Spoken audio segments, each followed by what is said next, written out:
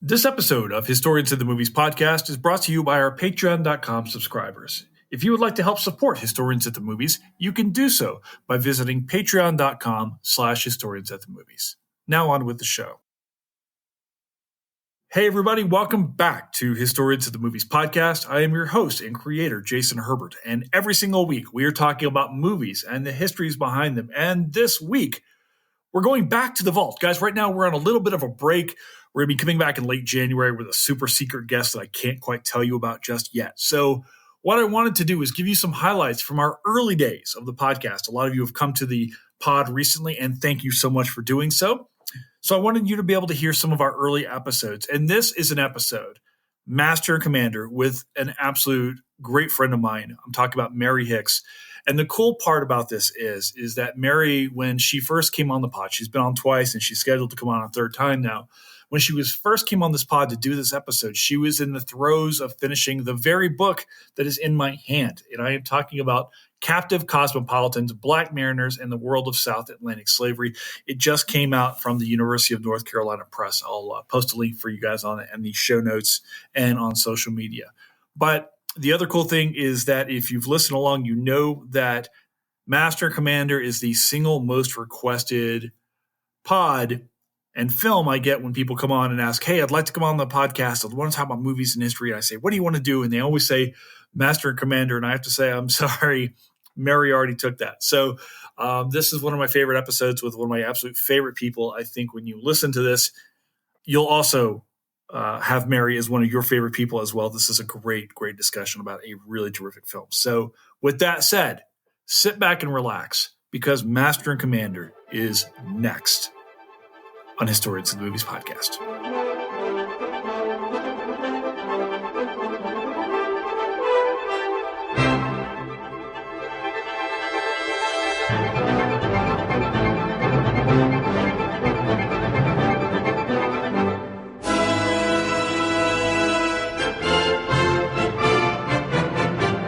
Hi, Mary Hicks. How are you? I'm great. It's great to be here. You're up in Chicago, right? Yes, I'm here virtually, but I'm based in Chicago. Okay, how do you like Chicago up there? Well, what are you doing in Chicago? It's a great city. I realized this week that the St. Patty's Day festivities last for about a week in Chicago. So it's like our Mardi Gras. I think that gives you a sense of what the city's like. Did you ever see Witness? Or not Witness? The Fugitive. Fugitive. Maybe? Yeah. Yeah, The Fugitive, where they do that, right?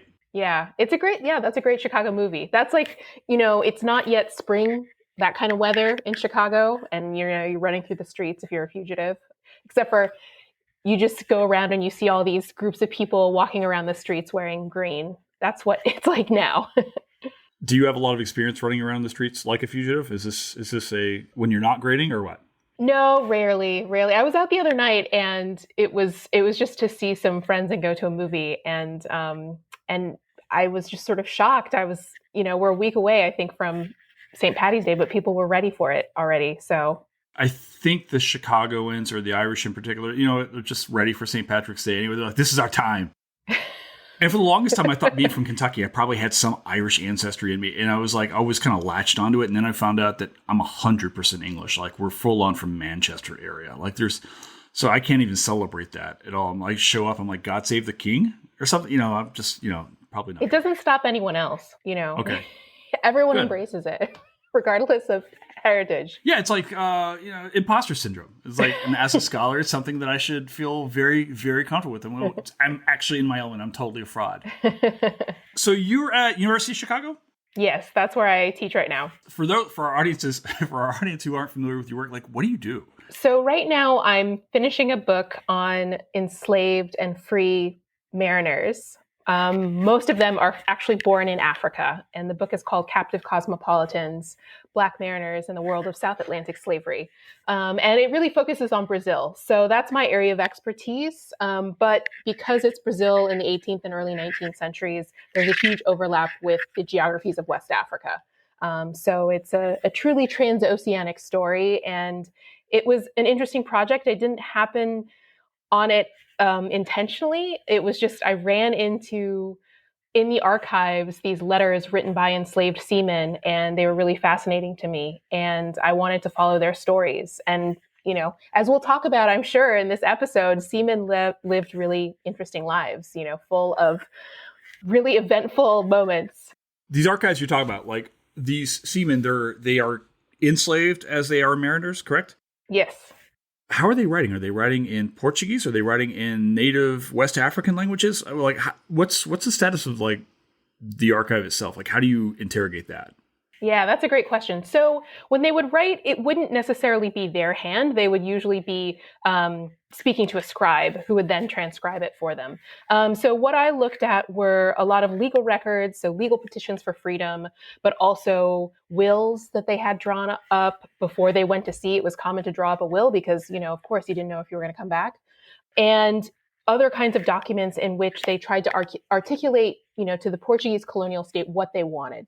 And one of the interesting things about sailors is that they are very multicultural in some ways. They're fluid in all these different kind of cultural expressions because ships are multicultural spaces. They're multi-ethnic and multinational spaces. And so even though a lot of the men I study were born in Africa, they then later learned not only their own sort of natal language, but other African languages. They learned Portuguese. Sometimes some of them would learn English if they were on English ships, or French if they were on a French ship. And also, if you go early, sort of back in time before the 18th century, some of these seamen were going to Asia, so they could have learned Chinese. What are these ships doing? Like, are these fishing ships? Are these just trading ships? Like, so I write mostly about ships that are commercial, right? So merchant marine ships, but also if you look at the Royal Armada, that also had enslaved seamen aboard those ships. So in both sort of spaces, both in the Navy and in the sort of private commercial sphere, there are Black mariners present. So I guess my question then is like, how does a ship operate for Black mariners? Is there any sense of like personal freedom on these ships at all? Like, how does this like, not to dive into this, but what's the day-to-day life? I mean, what does it do what's the life like for an enslaved seaman? Yeah. So that's a really complicated question. And my book is basically about this, right? So what does it mean to be both enslaved and the term I use is cosmopolitan, but you could also say mobile, right? I think that the core of it is that there's a tension, right? Because you don't have total autonomy. You still have to, let's say, turn over a portion of your wages over to your owner. Sometimes your owner is actually the captain or the pilot, or even the quartermaster on that ship, and you're there to serve him.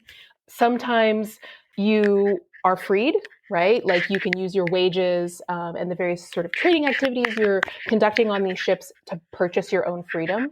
So you become freed, but you're still tethered to slavery in the sense that it's the era of slavery, and everyone who's has Black skin basically is suspected of being enslaved, right? Even if they're legally free.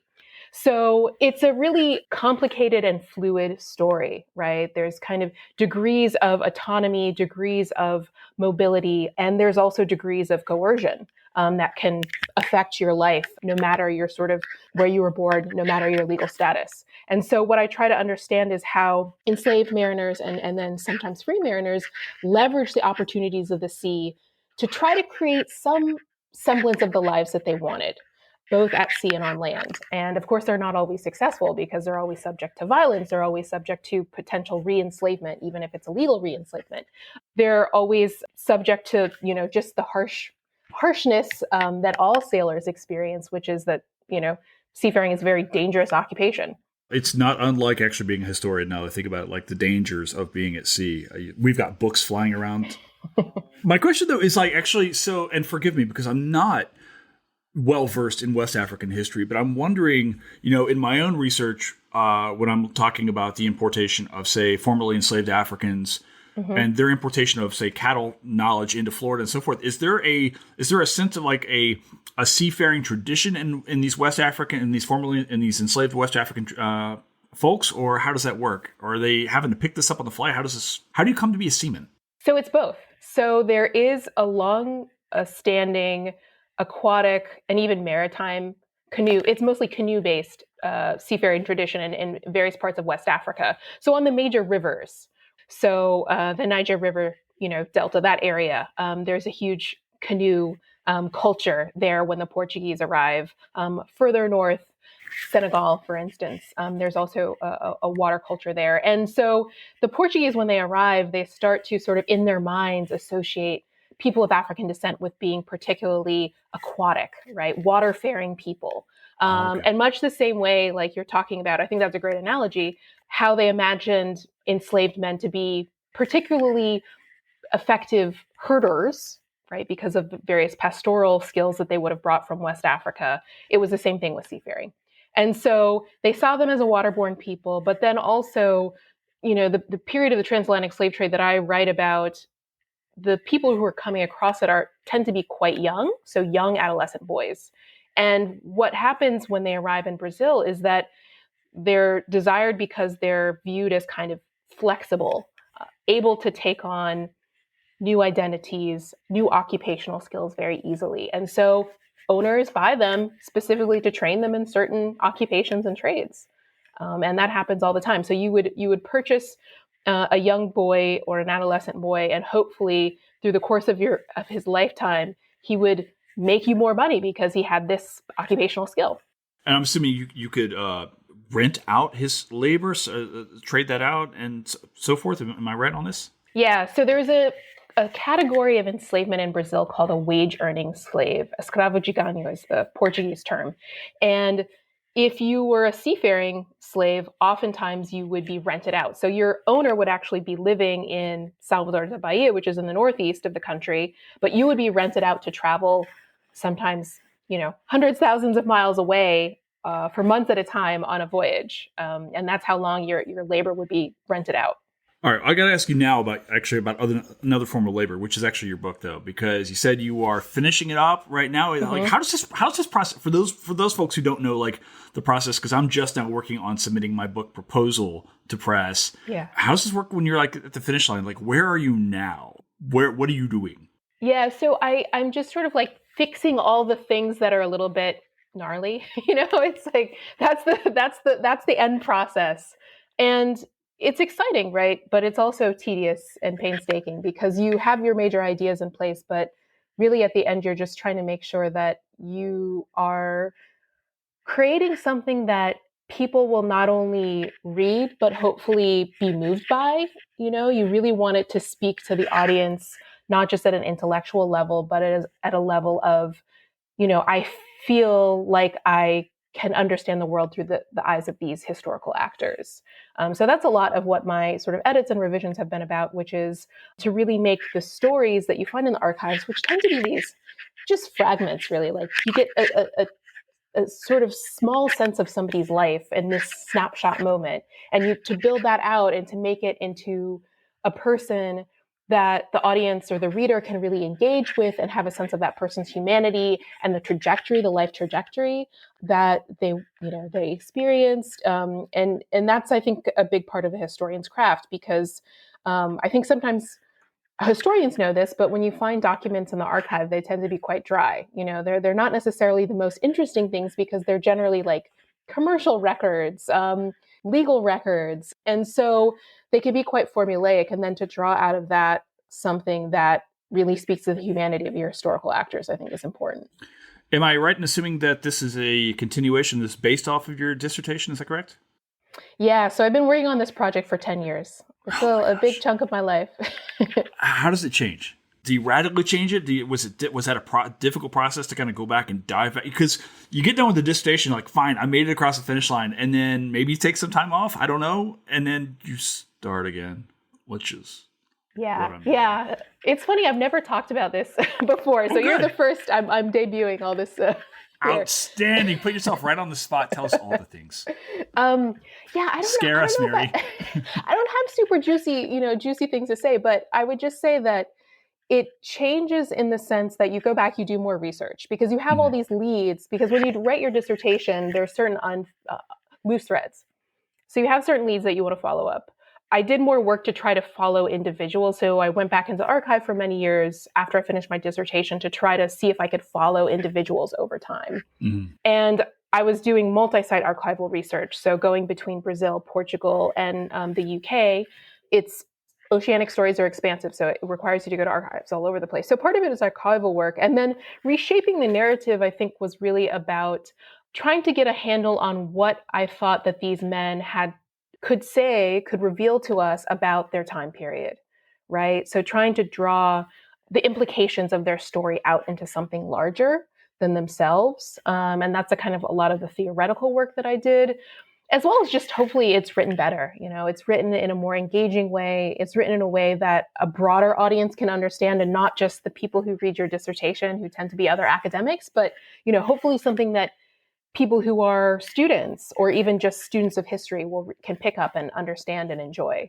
So that's a lot of the work that I've done. And I also do think that over time, the story has gotten a little darker. I mean, if I'm honest about it, I think when I was in the flesh of my dissertation, I was just thinking about look at all these amazing things that happened. And not in a celebratory way, because I don't think you can ever write anything celebratory about the transatlantic slave trade. I mean, it's a very deadly and dehumanizing process, but it was not really attending to the complexity of the power relationships that they were a part of. And I think hopefully the major improvement of the book is that I am fully attending to those. You're absolutely right. I can't imagine, I guess maybe writing it, you're trying to focus in maybe on these threads that's to give you hopes, look at the survival or, the resilience and so forth. But ultimately, yeah, I guess it's not surprising that a story of enslaved people is not going to be bright and happy. Speaking of not bright and happy, you are also the first person on this podcast to complain about having to go to Brazil, Portugal, and the UK for your profession. So I'd like to go ahead and congratulate you on that as well. We all have hardships. I think so, right? I felt like at times when I was finishing up the diss, I was kind of writing it towards my committee, but okay, just get it over the goal. Whatever will get that head nod and approval, then I'll fix it in post, right? I'll work on and I'll make it more my own. Which I don't really know about because you're so much farther ahead than I am. I'm just now starting to pick up where you are, or trying to start to get to where you are. So, all right, people, you'll get there. You'll get there. Will I? I don't really. I have to go look for cattle archives in the UK and Portugal and Brazil. That sounds better than where I have to go, which is Gainesville. But all right, people listening here probably want us to talk about the movie at some point in time. So I asked you early on. I was like, hey, you want to talk about a movie? And you were then you gave me immediately. You're Quilombo. Is that correct? Am I pronouncing that right? Yeah, Quilombo. Right. And I was you said that, and I was like, what's that? And you're how about Master Commander? I was oh, I know that film. So why Master and Commander? What's the deal? Is this a thing for you about ships? Why Master and Commander? Why is this a movie that you like to talk about? I've actually never talked about it before, but Ooh. Master and Commander and I go way back. I actually saw it in the movie theater 20 years ago as a high school student. As you can imagine, quite nerdy high school student. And so I liked historical drama in high school. Surprise. And I was sadly, I think one of the interesting things about this movie is that it's a really well-crafted movie and sometimes now recognized as a real classic. But back then it didn't really perform that well at the box office. So I was one of the few people actually in that movie theater. So yes. Yeah. Well, I was reading I think a little bit earlier today. You're right. It got nominated for a bunch of Academy Awards. Of course, it got beat out by Lord of the Rings, Return of the King, in every single thing that it did. And it didn't perform, and I think for a lot of us, we did this on the Sunday night thing probably a couple of years ago, and the one thing everyone kept talking about is we want a sequel, but it just didn't do well enough. Have you ever taught with this film at all? I've never taught with it, even though watching it, I was sort of thinking about how well it does capture that physical environment of the early 19th century ship, and there's a lot of kind of almost ethnographic work in the film. It has this powerful sense of place and time, and everything feels really authentic. And I think that marks it as distinct. So I think you could teach with this, with the caveat that it is still a romanticized characterization of seafaring life. Have you read the books at all? When you were being a nerdy high school student, were you also reading these books as well, or no? No, back then I was reading the classics. So I was reading Jane Austen, and seafaring does come up. The Royal Navy comes up in Jane Austen. I was reading things that were about women in the past. So I never read the books, even though some male friends have said they're really great. All right. So I want to talk to you a little bit. We were talking a little bit about this off screen. There was an article that went around earlier this week that we saw on Twitter. You and I kind of talked a little bit about it. It was just like, why do men love this movie? Is this a movie only for men? Should there be an exception for maritime historians who are women to love this movie? I read this article. I was like, this doesn't really quite. I mean, sure, men like this, but this can't only be for men, can it? No. I mean, it is a very male-driven film. All of the characters are men. We have allusions to women. Women are off screen, and they're sort of alluded to where you see, one of the main characters writing a letter to his sweetheart or his wife. They sing about women in their their sea shanties are all about women. But you tell me they're sailors. So the film is really about brotherhood. It's about this idea of fraternity at sea, which also plays a role in my work. So even though way back then in high school, I never thought I would become a maritime historian, it really was a fluke that I wrote this book about maritime history. I still think there's something compelling about that, because it's like, how do people live these really complicated relationships in this environment, this harsh environment of the 19th century sailing ship during time of war? I just think it's compelling. Absolutely. And, we were talking a little bit earlier. So you take these stories, in a lot of ways, I look at these kinds of things a lot like the archive. And you were saying this a little bit earlier, you don't get a full picture of someone's life very often, unless you're like Benjamin Franklin, who has a lot to say about himself. Otherwise, so in this case, you've got this very small case. And I'm kind of wondering if you can there's no, what you said this earlier, there's no women in this film. So what's the role of women in this maritime world, either in your own research or like in the master and commander world? So in the movie, I think women they exist as a sort of ideal, this horizon. When we're done serving in the Napoleonic Wars, which are the setting of the film, we'll be returned to our lovely wives and sweethearts. And you do get these moments, like Lucky Jack Aubrey, who's the main character, Russell Crowe. He has this moment where he sees this woman who's bringing them provisions on a canoe in coastal Brazil, actually, funnily enough. And he sort of looks at her and she looks at him. And there's this kind of allusion to the kind of lives that sailors lived in shores and in port cities as being kind of raucous. I mean, that's what they were known for. That was the characterization of sailors, as being men who frequented not only boarding houses and taverns, but also houses of ill repute, prostitutes. I see you dancing around this. Go on. I mean, that is all the historical record just really associates sailors with vice. Okay. So basically, I think in that moment we see this kind of like glimmer of loneliness, that Russell Crowe's character doesn't show to anyone, because he has to be the commander, he has to be the master. And so I think women represent this kind of horizon of the life they could have had if they're not on these vessels. What about the woman as the vessel, or the vessel as the woman? We think about vehicles. Often people refer to their cars as she or whatever, or certainly this happens with ships. And also the ocean and stuff. What's with the feminization of the ocean? So that's a fascinating question about how do sailors understand this environment that they're living in. So I think there's several things. On ships, there is this kind of ritual culture around every aspect of seafaring life. And so we see this alluded to in the film with the sea shanties, the songs at sea that I mentioned before, the music.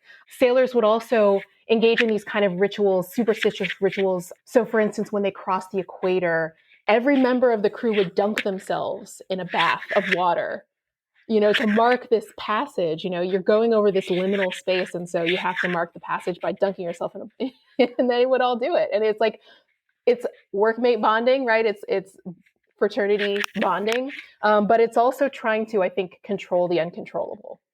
So we see all sorts of superstition and ritual happening on these ships that are alluded to in the film. And then, the sea is unpredictable, it's uncontrollable. And I think a lot of the film is about, how do you manage being subject to something that you have no control over? And so why is it feminized? I don't know. Maybe they had a lot of uncontrollable women in their lives. Women are elusive, they're mysterious, they're, perhaps uncontrollable in the world of Patrick O'Brien and this film. What about, are there scenes in particular that this film, like we're talking about how many times we rewatch this, Are there scenes here that come to mind that you have that are favorites, either as a historian or just things that you really like to like fall back and watch? Like if you find yourself, if this is on TV, are you waiting for a particular scene to show up? The scene that I always remember are the scenes on the Galapagos Islands. I don't know, for some reason, I still remember that from watching it when I was, 15 or whatever. And that was really beautifully shot. And it was such a break from what the claustrophobic environment of the rest of the movie, that it was really interesting and sort of stood out. I also really liked a lot of the storylines having to do with Midshipman Hallam becoming this sort of pariah on ship, which I thought revealed the complicated kind of class and gender politics of the seafaring vessel. So I really like that. And of course, the battle scenes they're really good. It's a really well shot war film. It's beautiful. Like I love to I would show it to my classes just mostly and just to get their attention because I'm rattling on for an hour every class and I'm like, hey everybody, pew pew, and I would like show this. I would open a class with the sea battle scenes and talk about life on ship. We got to talk about one scene in particular, which is the amputation scene. Oh yeah. Well, you said scenes I enjoyed, but yes, I also remember that scene very clearly. Oh, okay. Thank you for qualifying that. So. Is that accurate for its time? I mean, are there records in the archive that kind of show these onboard amputations? Are they just trying to get the person drunk and then hope they pass out and survive the surgery? What's going on with that? Yeah, so there is medicine happening aboard these ships. And I actually have a chapter in my book about shipboard medicine, but it's mostly about African medical practitioners, not European. Ooh. But it's the interesting, so the moment I think that or the sort of period in time that reveals is one of the main characters. Maturin, David Maturin, the surgeon. So he is a man of science. He's a naturalist. He's very learned. So in a way, he's kind of representing the future of medicine, right? And sort of before the end of the 18th century, surgeons aboard slaving ships not slaving ships. I'm sorry, that's my book. Surgeons aboard naval vessels were not really thought of as being sort of more learned or prestigious than any other kind of artisan, right? It was like being a tailor or something. It was not particularly, it was an art. It was something that you had to learn and study over time, but it was mostly through practice. And so what he's really representing is how medicine is becoming professionalized in this era, and that now you have academically trained physicians who actually have gone to receive a formal education in theory and anatomy before they begin to practice medicine aboard these ships. And so he's, they say at one point in the movie, he's not just a surgeon, he's a real physician. And so the idea that he can perform these kind of really complicated surgeries. I mean, surgeons always perform surgeries, but that you can perform successfully these really complicated surgeries at sea. I think he's meant to represent like the future of medicine. Do you see in your own work any sense of like knowledge transfer from like you just mentioned this West African medical traditions and so forth? Are these people who were enslaving these folks saying, "Hey, that's a good idea"? Are they bringing this, or is there any kind of recognition that these folks have got real intellectual labor here that is valuable? I mean, what do we see in the archive? Yeah, absolutely. So, it's very ad hoc medicine at sea, and in Brazil, at least, and on slaving vessels particularly, you would have African-born men performing this role because there was a notion, a kind of theory of knowledge, if you will, that geography and understanding the climate that the patient is coming from was very important to successful treatment. So if you had somebody who was born in Africa who was familiar with tropical disease, who was familiar with what they saw as the kind of constitution of African peoples, they would be more successful at treating the illnesses that they contracted in these like very virulent circumstances. So this idea that only white academically trained physicians are acceptable as medical practitioners really doesn't come until this period that the movie is set in the early 19th century. And then it's a real battle, right? Because, some people, we know this from our own lives. Like sometimes you prefer a doctor or a therapist who you feel like you can relate to. It's just because medicine is also interpersonal. You want to have a relationship with that person.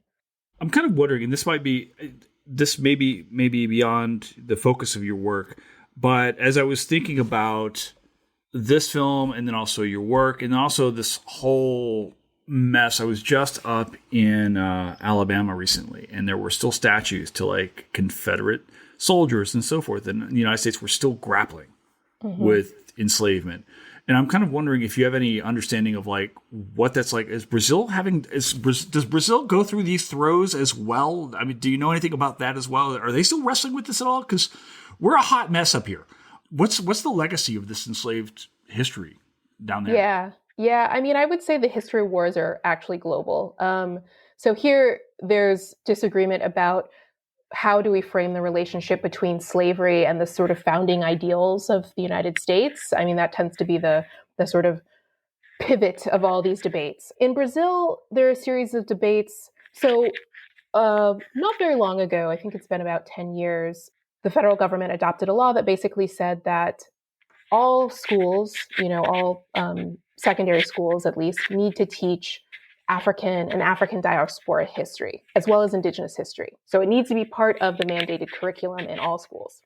However, very quickly this became a political debate, right, in Brazil. And then you have the former president, Bolsonaro, saying that this is wrong, that there doesn't need to be a mandate of teaching this material in the curriculum, even though, over half of the population in Brazil is of African descent. It's the largest Black population outside of Nigeria in the world. And indigenous, portion of the population is quite large as well, even though it's sort of concentrated in a different geography and more in the interior of the country.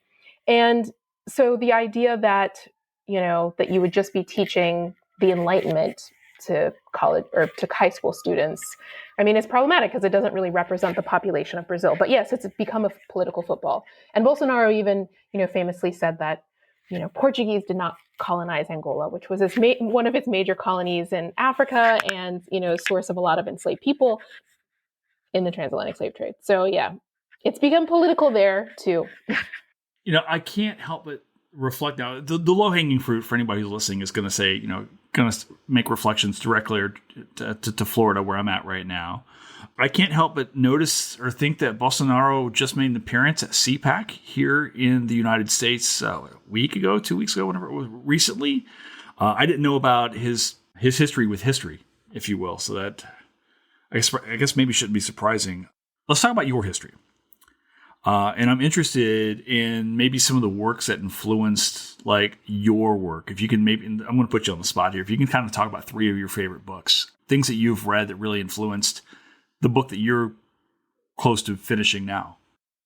I would say, one book, I think the fiction book that actually you could make the case that's had the biggest impact on my field of history is Beloved, Toni Morrison. I actually think that if you look at the historiography before and after Beloved, you'll see a sea change, I think, in how people talked about slavery. And even you have, amazing scholars like Adrienne Davis, who wrote in a book, Black Sexual Economies, about how seeing Toni Morrison when she was a student, I believe it was at Howard, led her to think about a new language to talk about slavery, because Morrison wanted to get beyond romanticizing slavery in that book. And if you look at Paul Gilroy's The Black Atlantic, which is another very influential book for me, he talks about Beloved as being this piece of writing that combines the almost uncombinable, right? Which is the kind of terror of slavery and the slave trade with creativity, with pleasure, with ingenuity. And that, you actually have to bring those thematics together to actually understand the Black experience in the diaspora. And I think, Morrison's work, I think, stands head and shoulders above all others in terms of influencing historians. The Black Atlantic is a great book by Paul Gilroy. People should check it out. Even though, there have been people who've not recently, but for many years, sort of critiqued Gilroy for not attending enough to African history, and so I do try to incorporate Africa more into this story of how do we see the birth of the modern world through the eyes of people of African descent. Another book, I think a fiction book, actually, surprisingly, that has a really interesting take on slavery is Cloud Atlas by David Mitchell. Some of the plot lines, I think, are pretty clearly like alluding to an idea of slavery, even though it's a futuristic setting, because it's about questions of will, identity, self-consciousness that are brought up by the condition of servitude. So I think that's been influential for me, or I just like to read it, and I thought it was like a really lucid description of the predicament of the enslaved person. Other books, scholarly books, I really love Taya Miles's writing. I think she writes beautifully. My colleague here at U Chicago, Rashana Johnson, has a great book called Slavery's Metropolis about New Orleans, which is another port city in which slavery was really important. And I think that her work has also been very influential for me. Taya Miles went to Minnesota, so which is where I went. And good luck to any of us following that. No, I actually try not to think about Taya Miles. I kid because she's part of the reason why I ended up going to Minnesota. But like, good Lord, just not convinced Taya's human. Like, it's just not fair how good she does what she does. I want to talk a little bit quickly about other movies too, because Quilombo was something that you had kind of brought up that you wanted to talk about initially, and we're talking about slavery. And I thought maybe one of the cool things we might be able to do with this particular episode is kind of introduce viewers to this other movie and why it's worth checking out. So could you kind of give us like a synopsis of this particular film and why you dig it so much? Yeah, so this film is about the largest maroon community in the entire world, right? So at its height, tens of thousands of people lived in this place called Palmeiras. It was in the interior of Brazil, and it basically existed in the 17th century. And one of the reasons I think this film is a great historical watch is that it captures a certain sensibility about the possibilities of, I think, creating an alternative racial future from the 70s, right? So it's about the 17th century, but it's very surrealist in certain portions. And it's really about this idea of, if you take the quilombo rather than the plantation as the foundation of Brazilian society, can you create this like multicultural society that everyone can thrive in? So to me, it's about 1970s era multiculturalism in Brazil and how like Black radicals especially tried to understand it through the prism of this history of Maroonage and the Quilombo, which is the actual settlement. And it's sort of about Black power, but it's more complicated than that because there are indigenous people there. There are people of European descent in this escaped slaves community. It's a place of African spirituality, of African, kinship. And that's a big part of the story is it traces the passage of power from father to son. And it's also about Black resistance. And I just think it's a really interesting artifact of that era of Black power, but also kind of multicultural utopianism.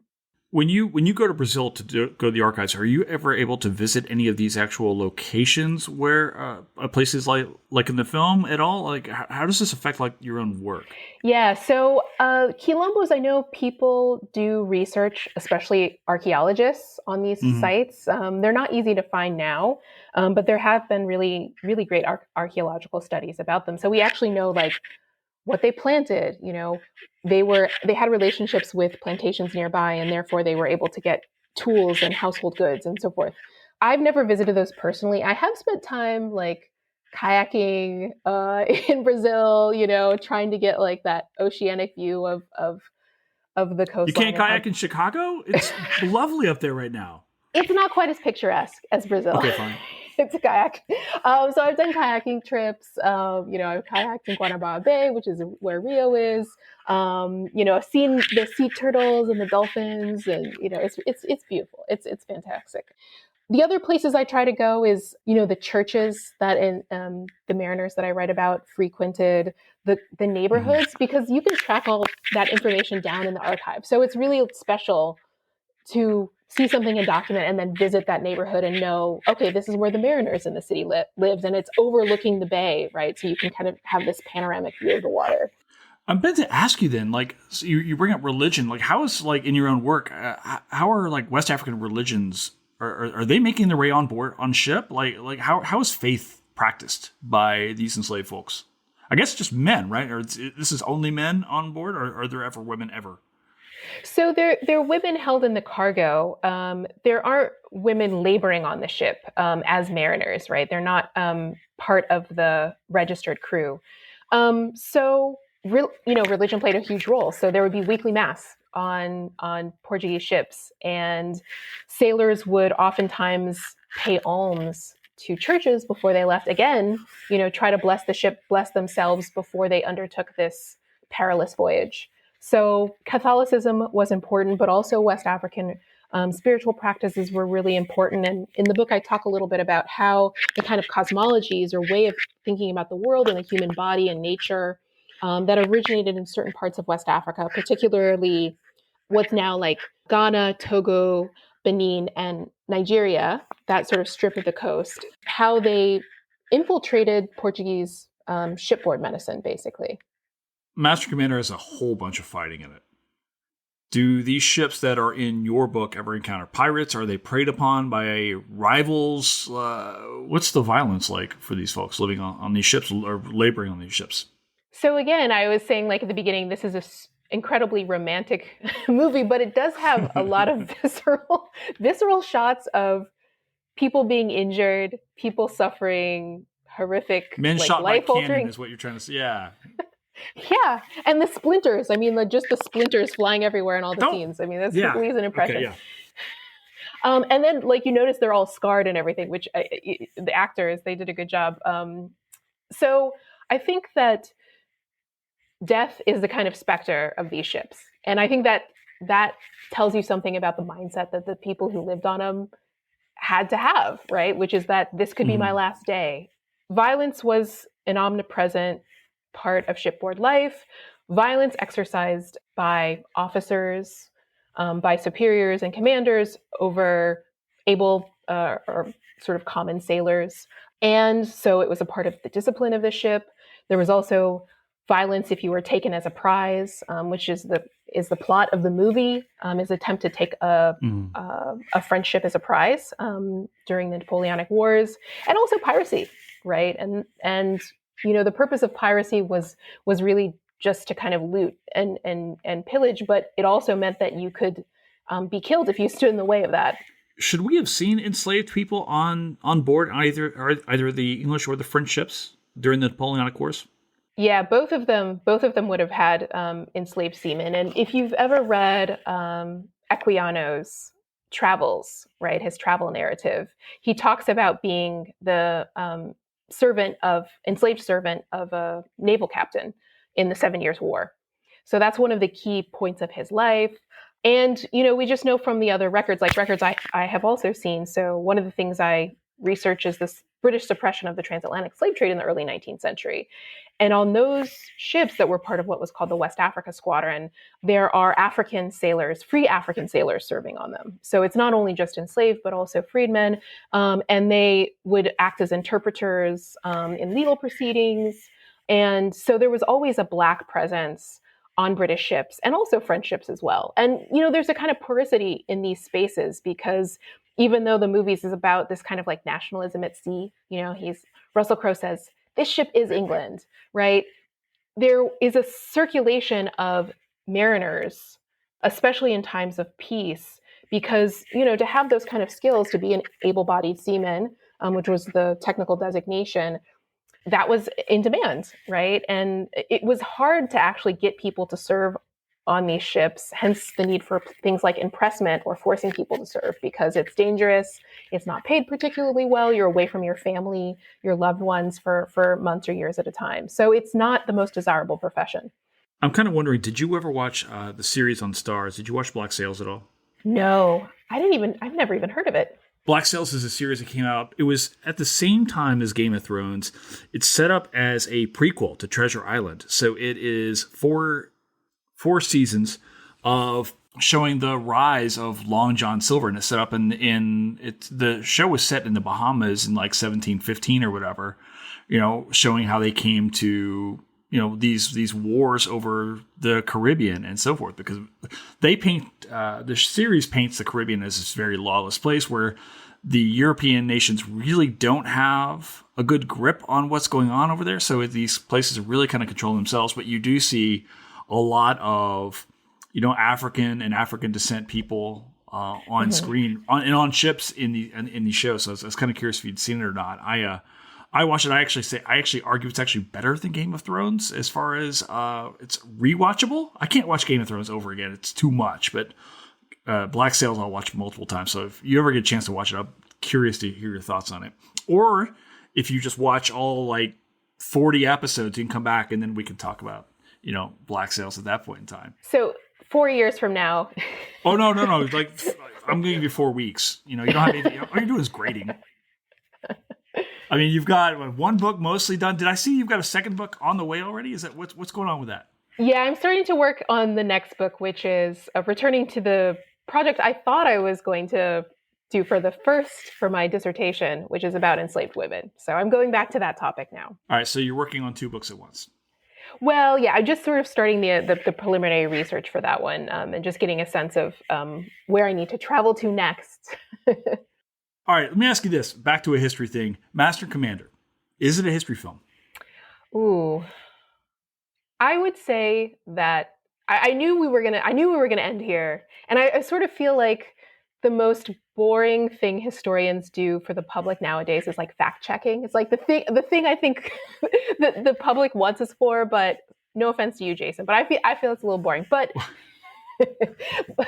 so the thing I would definitely give Master and Commander kudos for is the detail that they really present to the audience about how socially complicated these ships are, right? You have this divide between the officers and the able-bodied seamen, and it's a class divide and it's a cultural divide, right? So we even get the sense in terms of the language and the dialects that they use that the able-bodied seamen are just working class men from England, while the officers who are commissioned are usually from more well-connected, high-status backgrounds, right? And even the midshipmen, so you'd have like a 13-year-old midshipman who's actually commanding this, 45-year-old able-bodied seaman. That part's so weird to me. Yeah, but I mean, it's about class, right? It's about how the Navy organized its very rigid hierarchies. On board ships, there are incredibly rigid hierarchies. There's a chain of command. There is penalty for insubordination, which we also see in the movie. And there's some social mobility. So if you became like a sailing master, that could be like you worked your way up through the ranks and you just know how to sail the vessel really well. But mostly, if you end up as a commissioned officer or warrant officer, it's because you come from status. You have they're called gentlemen for a reason, right? And that's a sort of class association. So we see that. We also see that the men lower down on the hierarchy can also choose not to obey orders. Marcus Rediger has this great term, I think, called disciplinary paternalism, where he says the captain, and I think that the movie does a great job of portraying this through the character of Russell Crowe, Jack Aubrey. You have to be feared and beloved at the same time by your men, or at least that's the ideal, right? And so you get a sense of the complexity of social relations. You get a sense that able-bodied seamen could sometimes push back, refuse to carry out orders. They could be insubordinate. And that was part of the negotiation of living on the ship. And that, commanders could also use violence in order to get able-bodied seamen to do what they wanted. So the complex world of the ship, I think, is really brought to life in that sense. We get a sense of how these positions are changing. The actual post of master and commander, it's an actual office, is changing at this time too. The thing I guess I would change, or I would sort of critique it now, especially with what we know about seafaring, or I've learned about it in the last 20 years, is the ship is not nearly racially diverse enough. It's just, there's a few black seamen, and I don't think anyone have any lines.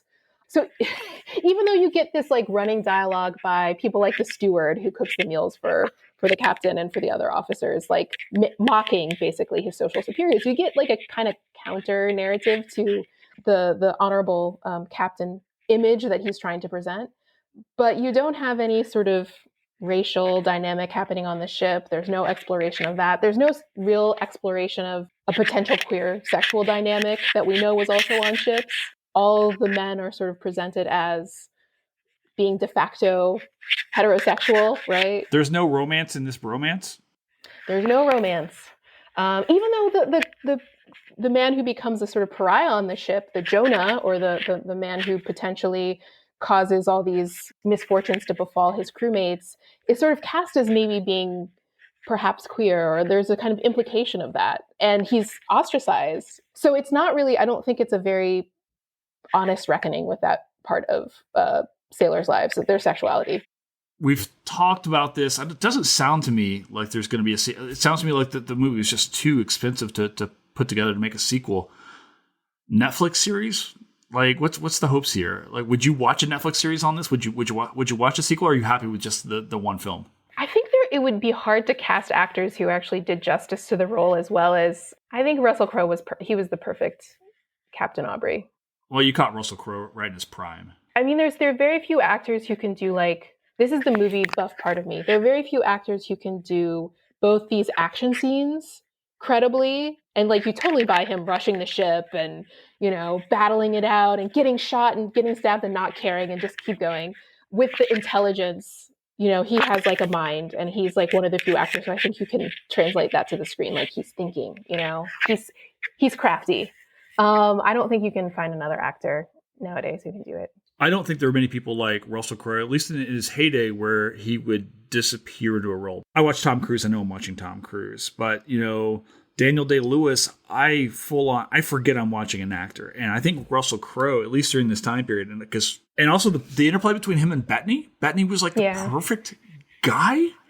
Yeah. You know, opposite him, it just worked. I understand though that like maybe Maturin becomes like the more of a leading character in some of the later books. I don't know. So I haven't had a chance to read them, but I would welcome, like, I don't know. I want more ship movies is essentially where I'm going to leave this. So, all right, last question. Mary, where can people find you online or in Chicago?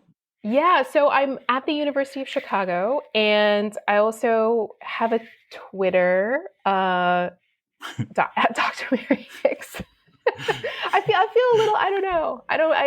I'm on there. I post occasionally. It has my upcoming, you know, when I would give a talk, or if I'm at a conference or something, you can come see me, or my publications. I have a few things coming out soon, hopefully. So.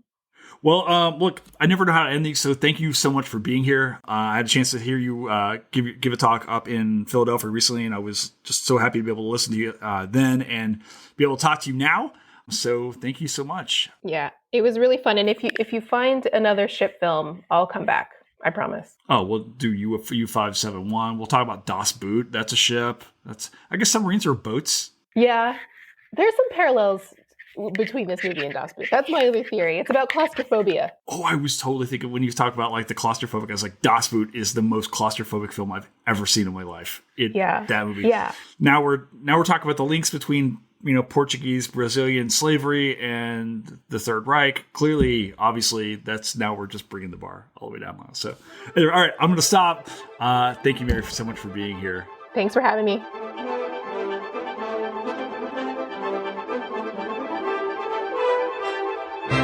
And that's a wrap here at Historians of the Movies podcast, guys. We only have a few more weeks before we come back in on season 3. So thank you so very much for being here and being part of this show and part of this community. If you want to help support the mission, you can do so by going to patreon.com/historians of the movies. See you next time.